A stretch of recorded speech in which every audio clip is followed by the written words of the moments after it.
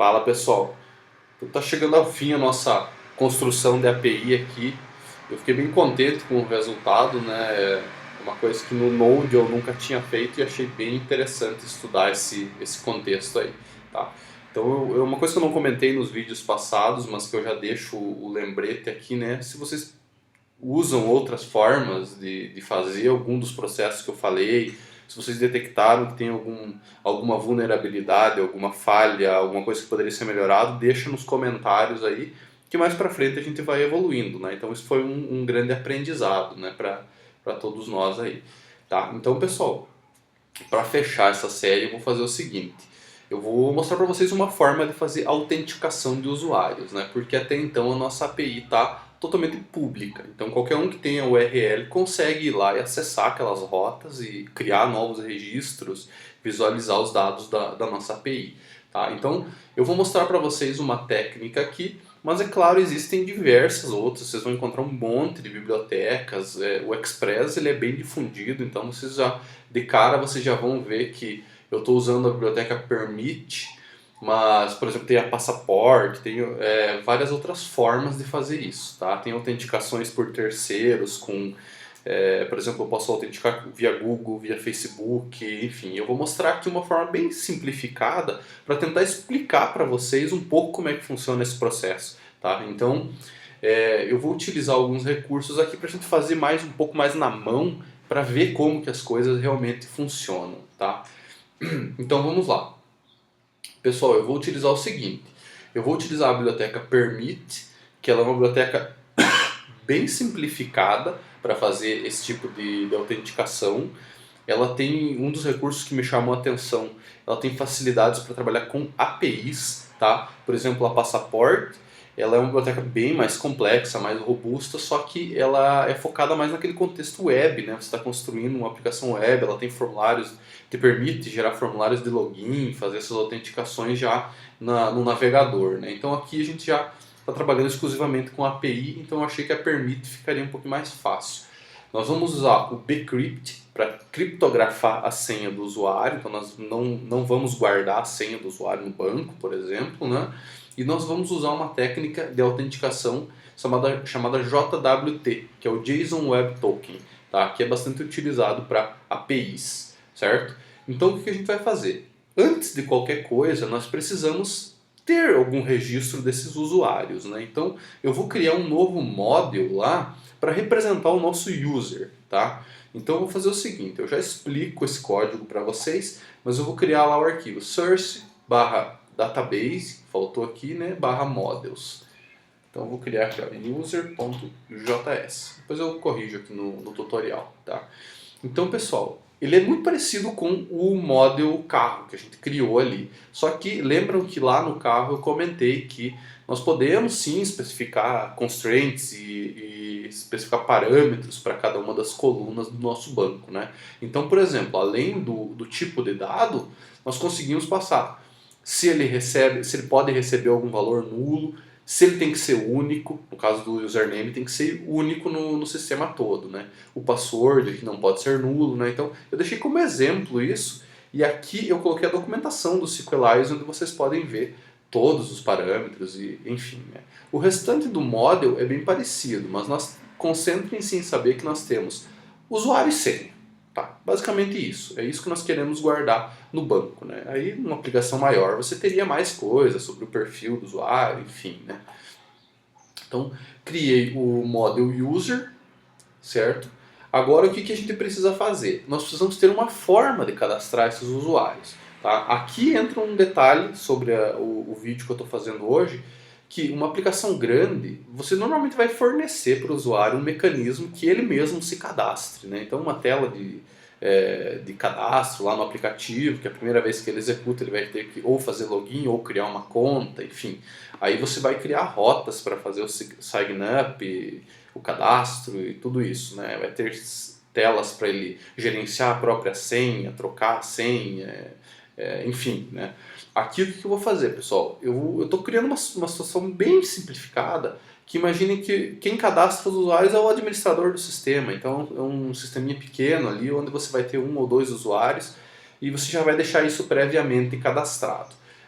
Nós não vamos criar isso lá no banco direto na mão, né? Eu quero mostrar para vocês um recurso um pouco mais elaborado, pelo menos, né? Então o que eu vou fazer, pessoal? Eu peguei um pouco do conceito de outros frameworks que eu já trabalhei e implementei aqui um conceito de seed, tá? Que você cria como se fosse uma semente para inicializar alguma coisa no banco de dados. Então normalmente os seeds você roda quando você está instalando o teu sistema num servidor novo, né? Você instalou tudo ali e você quer popular alguns dados iniciais, né? Deixar algumas coisas já configuradas, você usa um seed. Tá? Então como que a gente vai fazer isso aqui? Tá? Isso aqui é uma abordagem minha, tá, pessoal? Se vocês usam outras formas ou conhecem bibliotecas para fazer isso, comenta aí embaixo que a gente analisa depois. Tá? Então o que eu vou fazer, pessoal? Eu vou criar um script em Node lá no próprio database mesmo. Né? Então database, eu vou criar uma pasta seeds e eu vou criar um arquivo seed. Então seeds barra seed.js.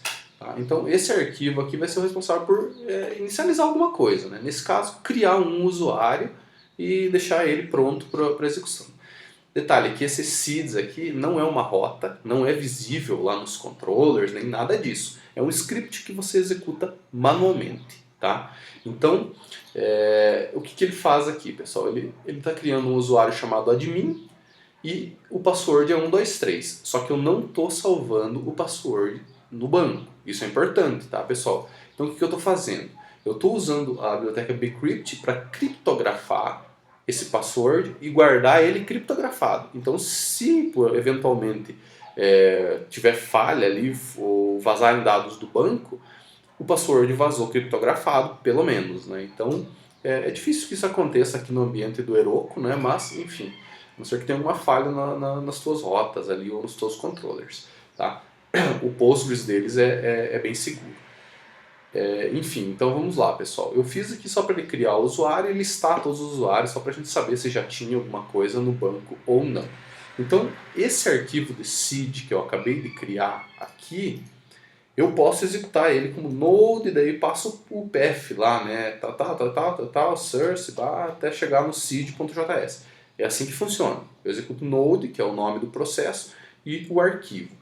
Só que o que a gente pode fazer para deixar isso um pouco mais palpável, para ficar fácil de usar depois? Vamos voltar lá no package.json e vamos criar um script para ele. Então, um script que chama o node.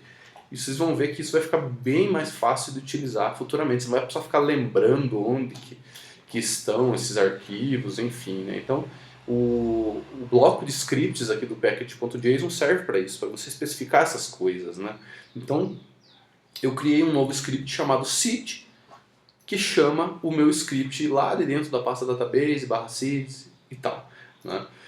Como que a gente executa esse cara? Aqui, no ambiente local, eu posso simplesmente usar yarn seed. Tá? Deixa eu executar esse cara. Eu não importei o bcrypt. Perdão, pessoal, eu pulei uma etapa aqui do início. Eu comecei a falar do negócio e esqueci. Eu falei das bibliotecas e esqueci de rodar o yarn. Então, só corrigindo isso, vocês façam na sequência como está o tutorial. Eu falei sobre elas e acabei não instalando. Mas enfim, enquanto ele instala aqui, pessoal, eu vou voltar. Nós podemos executar localmente, yarn seed, ou se você estiver trabalhando num banco diferente, vamos supor, no local você está usando um banco de dados e na produção está usando outro, você pode executar remotamente, Heroku, run e aí o comando. Tá? Isso é opcional, tá, pessoal? Porque aqui no nosso caso, vocês vão lembrar da aula passada, o nosso banco é o mesmo, né? Tanto na produção quanto no desenvolvimento é o mesmo. Então, se eu rodar yarn seed aqui, ele vai popular lá no Heroku, né? Então vai ficar tudo certo já, né? Deixa eu voltar agora, vai funcionar aqui o yarn seed. Então, só uma observação aqui, pessoal. No seed aqui eu acabei esquecendo de colocar a nossa importação ali, né? Então eu vou fazer de novo aqui. Eu vou só colocar nosso arquivo de seeds aqui, seeds seed.js, só voltei ele atrás ali, e eu acabei esquecendo de colocar o .env lá, né, que senão ele não funciona o nosso script, porque aqui no index ele está carregando, né, só que o script ele roda isolado, né, ele não roda dentro do do Express, né? Então eu já coloquei aqui, né, com o require, agora deve funcionar, né? Então vamos testar aqui, yarn seed.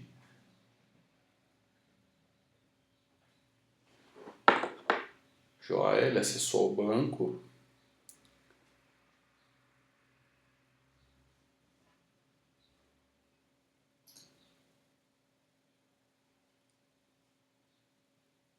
Tá, será que ele criou alguma coisa? Vou tentar rodar de novo, que ele deve imprimir os usuários já cadastrados. Beleza, ele está aqui, né? A segunda vez, é claro, né? Ele deu uma falha de validação porque já existe aquele usuário admin, né? Mas enfim, ele imprimiu aqui que agora nós temos esse usuário já pronto no banco. Beleza. Feito isso, pessoal, o nosso banco de dados já tem um usuário cadastrado e o password dele está criptografado. Então vejam aqui que interessante. Ele ficou criptografado, né? Então nós não temos a senha dele efetivamente guardada no banco, tá? Então, pessoal, o que a gente vai fazer agora? Deixa eu voltar aqui na situação onde nós estávamos, tá? Então agora o que a gente vai fazer? Nós temos um usuário que ele é capaz de fornecer username e password, né? Então o que a gente pode fazer agora? A gente pode começar a pensar em um mecanismo de login, tá? Eu quero utilizar aqui a estratégia do JWT, né, do JSON Web Tokens. O que significa isso? Significa que em cada requisição autenticada que você vai fazer, você passe um token de autenticação e não o teu usuário e a tua senha o tempo todo, tá? Então, imagine que o estado não é guardado pelo servidor, então o servidor não sabe quem que são os usuários logados, né? Ele não guarda nenhuma informação disso, então ela é chamado stateless, tá? Então não tem uma sessão, por exemplo, gerenciada. Então o que a gente faz? Nós damos um token para o usuário e o usuário guarda esse token como ele quiser. Então imagine lá, na aplicação mobile de vocês, vocês vão salvar isso no Async Storage ou alguma coisa nesse sentido, no banco de dados do dispositivo móvel, ali no celular e tal. Vocês vão salvar esse token. Fez o login, salva o token. E toda vez que vocês precisarem comunicar com a API, vocês vão mandar a requisição de vocês e mais o token. Então o token é a porta de entrada. Se o token estiver válido, a API vai responder, senão não. Tá? Então essa é uma estratégia para você evitar de ficar passando usuário e senha o tempo todo. Tá? Então sem ter sessão, sem nada, você não fica enviando o usuário e a senha do usuário o tempo todo. Né? Então esse token é um pouco mais seguro, né, em relação a isso. O que a gente vai fazer então, pessoal? Eu vou criar aqui uma rota para a gente fazer o login do usuário, né? Então, esse token ele é dado de alguma forma, e essa forma é o login. Então, você faz o login a primeira vez, passando usuário e senha, e ele te devolve um token. Você guarda o token e dali para frente você usa o token sempre. Tá? Então, como que a gente faz isso, pessoal? Eu vou criar um controller aqui específico para a gente fazer a autenticação. Tá? Então, eu vou chamar ele de Auth Controller. Tá? Então, cadê os nossos controllers aqui? authcontroller.js, tá? Esse cara aqui, eu já deixei ele pré-configurado com o JWT, o bcrypt, que a gente vai usar para descriptografar, criptografar e descriptografar as coisas. Nós já importamos aqui lá da biblioteca permit o bearer, que é o token, tá? Que é a forma de autenticação que a gente vai utilizar, né? Nós importamos o model user, que a gente vai precisar dele, e também a biblioteca inteira, né? Criamos uma instância dela, certo? Então eu deixei duas rotas prontas aqui, que é o login e o out, tá? Uma delas serve para gerar o token na primeira vez e a outra serve para autenticar toda vez que o usuário mandar um token, tá? Então vamos lá. A primeira função delas, eu deixei elas separadas porque elas são um pouco longas. Essa parte da autenticação realmente é um pouco chata de fazer tudo na mão assim, né? Então se vocês estiverem usando uma biblioteca mais elaborada, talvez fique mais simples o código, né? Só que você perde um pouco do feeling de entender como que as coisas realmente funcionam por baixo dos panos, tá? Então vamos lá. Vamos para a primeira etapa. Login. Eu não tenho nada cadastrado ainda, eu sou um usuário novo. Aliás, perdão, eu sou um usuário já cadastrado no banco, só que eu não tenho nada no meu celular ainda. Então o que eu quero fazer? Eu quero fazer o login a primeira vez para ter um token. Então imagine que eu ainda não tenho esse token. Então o que eu faço? Aí sim, eu mando uma requisição por post, passando meu usuário e senha, né? Estou me autenticando no servidor, tá? O que eu faço aqui? Eu busco um usuário para ver se aquele usuário existe, né? Pode ser que o usuário nem exista, né? Então, se o usuário não existir, ele 401, né? Erro 401, ele não é autorizado. Por quê? Porque o username dele não existe, tá? Em seguida, eu faço o teste do password, ou seja, se o usuário existir, então vamos ver se o cara está fornecendo uma senha certa. O que eu faço aqui? Eu uso novamente o bcrypt e testo a senha que eu tenho salva do banco, que é aquela user.password, com a senha dele. Só que eu faço essa comparação via bcrypt, tá? Então ele vai criptografar de novo, vai usar a mesma lógica e vai testar as duas. Se der certo, ele vai prosseguir, senão ele vai retornar um invalid password, também com o erro 401, não autorizado, né? O erro padrão para não autorizado. Tá? Se der tudo certo, ou seja, passou por todas essas validações, aí o que eu faço? Aí seguramente esse usuário tá ok, eu posso gerar um token e devolver para ele. Aqui tem uma coisa muito interessante.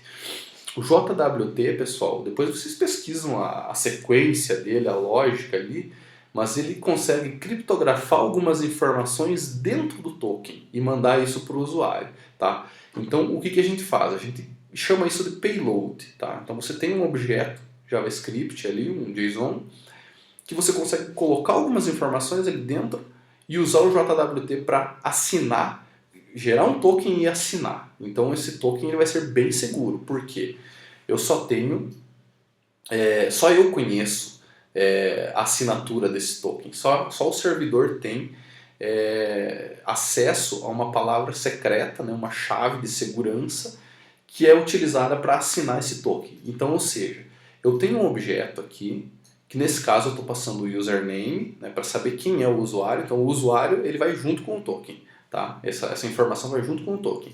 E essa informação é assinada com uma palavra secreta, que fora do teu servidor, idealmente, ela não existe. Né? Então, o JWT ele faz uma camada de segurança convertendo esses dados que você passou, assinando eles e modificando, devolvendo para o usuário um token único que ele tecnicamente não consegue descriptografar. Tá?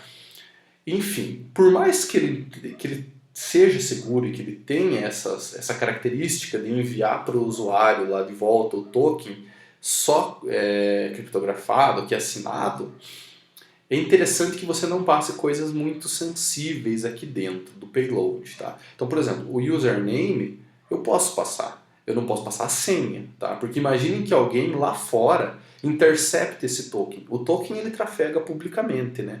Então, assim, salvo casos que ele esteja por HTTPS, que ele está numa camada além disso, ainda protegido, mas imaginem que a tua API, por algum motivo, alguém invada o celular do cara ou consiga interceptar esses pacotes e encontrar o token.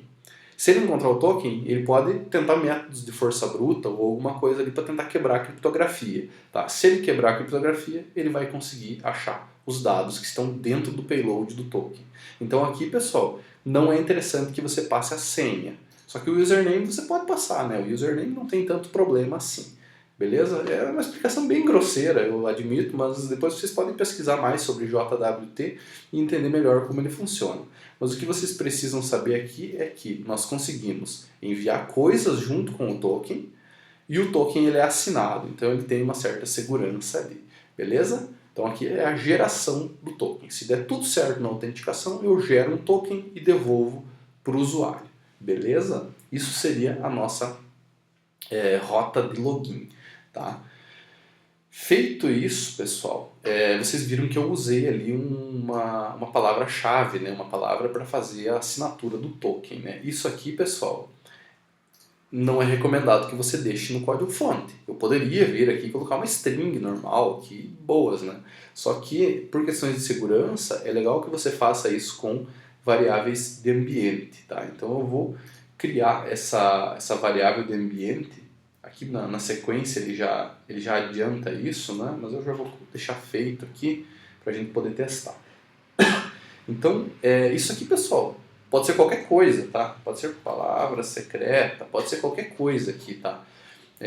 Eu recomendo vocês usarem algo mais difícil de adivinhar, tá? Então eu vou fazer um exemplo bem grotesco, eu vou usar o MD5 aqui, que é um algoritmo de hash, que ele só me retorna a hash de um arquivo, né?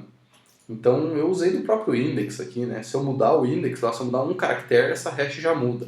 Então eu só gerei um número qualquer ali, né? uma hash aleatória. Vamos pensar assim. Então coloquei ela no .env. Beleza. Isso já garante... Cadê o meu controller? Que esse process.env jwt seja uma string válida. Tá? Tranquilo? Então a parte de login seria basicamente isso. Agora nós precisamos fazer o seguinte. Garantir que quando o usuário mande um token, a gente consiga validar esse token para ele, né? Então, isso aqui é um middleware bem interessante, porque ele vai atuar em todas as chamadas autenticadas. Então, toda vez que eu tentar acessar uma rota protegida, vai cair nessa funçãozinha out, e aí aqui dentro eu vou ter que ver se o cara mandou um token, né? Então a própria biblioteca permite, ela busca esse token. No caso aqui ela está usando através do bearer, né? Que é o formato de token que a gente está utilizando. Então se eu não mandar esse token dessa forma, ele já vai falhar, né? Então, voltando aqui no controller. Então ele busca o token. Se o token não existir, já vai falhar. Tá? E quando ele falha, eu já vou dar um return aqui para cortar a requisição. Então, ou seja, não vai para o próximo middleware. Então, ou seja, não chega lá nos outros controllers. Beleza? Então, simplesmente ele manda um erro 401 dizendo que é preciso de uma autenticação. Se o token existe, aí nós temos que ver se ele é válido, né? Porque o cara pode vir aqui e forjar qualquer coisa, né? Então, a gente usa o próprio JWT que foi usado para assinar, nós usamos ele para verificar também. Então, usando a mesma palavra-chave aqui, ele vai tentar decodificar esse token. Se o token for válido, aí ele deixa passar. Se não, se acontecer algum erro, né, nós dizemos aqui que o token falhou, né, que a autenticação do token falhou. Beleza? Então são duas etapas ali. Primeiro tem que passar o token e tem que ser válido. E só vai ser válido se bater com a assinatura, né? E essa assinatura só nós aqui no servidor conhecemos. Então reparem como isso é interessante, é um mecanismo de duas vias, né? Você gera um token, manda para o usuário e ele se vira. Esse token é público, ele faz o que ele quiser, né? Quando ele manda um token de volta, a gente descomprime ele, decodifica e vê se aquilo bate. E reparem como isso é interessante. Se esse token for interceptado no meio do caminho e alguém abrir o teu token, decodificar e trocar o username aqui, por exemplo, para outra coisa, se ele quiser usar o teu token para autenticar outra pessoa, essa verificação aqui falha, tá? Então ele vai tentar decodificar e ele vai ver, opa, isso aqui não bateu com a minha assinatura, então simplesmente ele vai falhar, né? Então, por mais que alguém ache teu token, se ele não modificar nada, ele pode usar, mas se ele tentar modificar teu token, ele já quebrou o protocolo de segurança, já não funciona mais. Tá? Então é bem interessante isso. Reparem que o servidor não precisa guardar esse token, não precisa saber que token é esse. Eu gero ele e mando para o usuário e depois ali que se lasque, né? Eu não preciso mais guardar isso. Só que no momento que me apresentarem um token, eu verifico de novo, né? Aí se não bater, eu simplesmente nego as requisições. Tá? Quando o token é válido, que é aquela situação que deu tudo certo, tá tudo bonitinho ali, eu passo a requisição para o próximo middleware. Tá? Que aí sim vai cair nos nossos controllers, nas nossas rotas protegidas lá. Então eu só passo adiante. Tá? Só que antes disso eu fiz aqui um exemplo. Olhem como é legal. Eu estou recebendo uma requisição válida, com token válido. Eu posso incluir coisas nela. Então reparem que o username que veio do token, que eu tenho certeza que é válido porque ele foi verificado, eu incluo ele na requisição. E só o que foi decodificado, .username, que é esse nosso payload aqui, eu incluo ele na requisição, passo para frente. Tá? Então essa informação do username, daqui para frente, ela acompanha a requisição. Então isso é bem interessante, porque você tem uma requisição autenticada e ela está levando consigo quem que é o usuário autenticado. Né? Então é bem legal isso. Depois eu mostro um exemplo ali para a gente fazer uso dessa requisição. Né? Tá? A parte do .env eu já fiz aqui, né? Tem um detalhe só, que esse ponto .env ele só funciona no local, como a gente já conversou anteriormente, né? Então lá para o Heroku a gente tem outro processo. Eu por enquanto eu vou me concentrar em testar localmente aqui para a gente ver se está tudo funcionando, se não faltou nada. Tá? Então vamos lá. Deixa eu fazer um login local. Então aqui no password, eu já estou passando admin 123, essa aqui é uma requisição antiga, né? Então deixa eu só executar de novo. Opa! Ah, tá. 401, 4 not found. Por quê? Eu pulei uma etapa. Que tá aqui na sequência, né? Então eu esqueci de colocar isso nas rotas. Eu vou fazer então na ordem certa, né? Eu tentei adiantar aqui, não acabei esquecendo detalhes. Então pessoal, voltando, antes da gente mexer com rotas, no local nós temos o ponto .env, esse cara aqui, que me dá o secret, e esse secret tem que ser o mesmo, tá? Se eu mudar esse cara aqui, eu invalido os tokens de todo mundo, tá? Lá no Heroku nós não temos ponto .env, tá? Então o que nós precisamos fazer? Gerar uma nova variável de ambiente, né? Então da mesma forma como o Heroku tem o database URL, nós vamos fazer o seguinte aqui. Nós vamos fazer com que ele tenha também o JWT Secret, que eu vou passar o mesmo cara aqui. Então isso aqui vai criar essa variável de ambiente lá e reiniciar o servidor. Beleza. Agora, supostamente nós temos no ponto .env e temos lá no Heroku também. Vai funcionar nos dois ambientes. Joia. Dando sequência. Agora a parte que eu tinha enroscado. Voltando aqui, nós temos o controller feito, com duas rotas, só que nós não temos elas especificadas aqui no arquivo de rotas ainda, né? Então o que eu vou fazer? Eu vou importar esse cara, o autocontroller aqui, e vou adicionar a rota de login por enquanto, para a gente testar ela aqui. Então, antes de qualquer coisa, eu vou fazer a rota de login. Beleza. Deixa eu executar esse cara. Voltar aqui no Insomnia, então eu estou com uma rota de login local, estou passando aqui no post o meu usuário e senha, né? Então ele já deixou aqui configurado como basic, né? Mas enfim, o que eu preciso é isso, eu preciso de um post e no corpo do post, que a gente recebe aqui no body, isso aqui, tá? Então aqui no corpo do post eu envio as minhas informações. Feito isso, olha, ele autenticou e gerou um token para mim. Tá? Esse token aqui eu posso usar. Daqui para frente eu posso usar ele para fazer outras requisições.